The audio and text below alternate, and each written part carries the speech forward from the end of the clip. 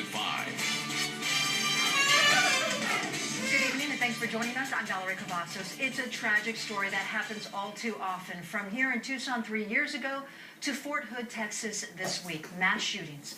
The commander of Fort Hood says there's evidence of an escalating argument involving Army Specialist Ivan Lopez before he went on a shooting spree that killed 3 soldiers. Intent on reform, local leaders here in Tucson are outlining what needs to be done in combating what's now being dubbed a full-fledged epidemic. 9 on your sides, Corey Marshall has the story. More than 3 years after the January 8th shooting, over a year since Sandy Hook, and just days following the Fort Hood tragedy, safely shooting survivor Congressman Ron Barber says enough is enough. This happened again, and another group of families have been devastated by just a senseless killing. The congressman is passionately pushing for mental health awareness, working to ensure early identification, diagnosis, and treatment of the mentally ill.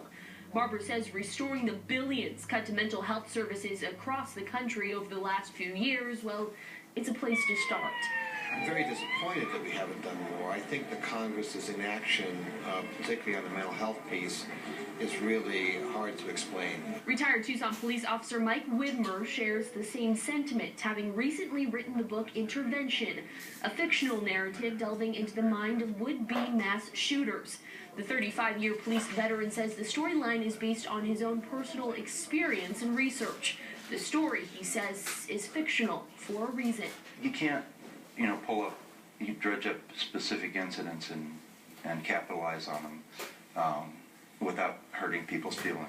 Yes, it's fiction, but what I put in the first page is a fictional story about a very real epidemic. And it is an epidemic. Widmer says mental health treatment isn't enough. The end of the book actually outlines steps to ensure school safety. Those kind of things are going to have to be done if you want to stop this. Corey Marshall, KGUN 9 on your side. And Congressman Barber wants to make the distinction that not all who are